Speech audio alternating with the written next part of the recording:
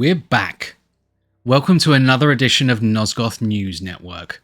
Our top story this time is the release of the physical editions of Soul Reaver 1 and 2 Remastered, which happened last week.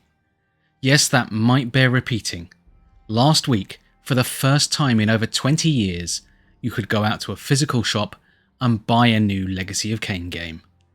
As is becoming tradition, Raina and I took it upon ourselves to find it, and here you can see the results. It will never not be a surreal and novel moment seeing your own game on the shelves. There are of course several editions of the game available to buy, so you can also get the frankly gorgeous deluxe edition today. If you've got the LRG Collector's Edition, then that will take a little while longer to release, with the release currently slated for November. But that stuff is coming together, and let me just say that the pictures really don't do it justice to just how epic the collector's merch actually looks. On the subject of merch, as social media will attest, the Dark Horse statues have begun shipping out to people.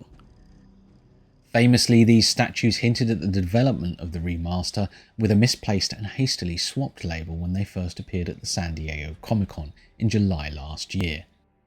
And there has of course been a flurry of people getting theirs through.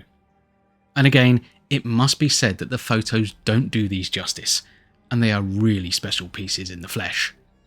We'll be doing an unboxing of one shortly, and personally, I have to say a huge thanks to Keith and Matt and everyone at Dark Horse and Crystal for organising to have one sent through.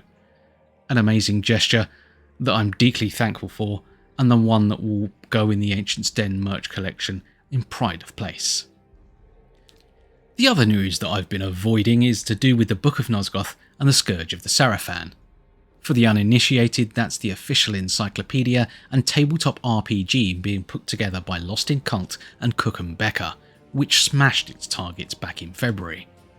Well, recent updates for that project had revealed a bit more about some of the faces behind the project, highlighting among others writer and game creator Leo Hunt. They also spotlighted another partnership for the project, confirming the input of three familiar faces, the trio of Avum, Basilim, and Raina Audrin, collectively known as the Ancient's Den. So hi! If you're not familiar, then to briefly summarise, we've all been heavily involved with many aspects of the Legacy of Kain fandom dating back to the early 21st century. We've fostered communities, we've run websites, we've started and maintained YouTube channels. We've preserved dying information sources, we've unearthed lost content, we've developed games, and yes, we've even written a wiki encyclopedia about the series. Obviously, it's a huge honour to be involved with a project like this, but we're going to be calling on all our knowledge and skills to deliver the best work for the fandom, so look out for those coming to fruition in 2026. We're all going to be quite busy until then.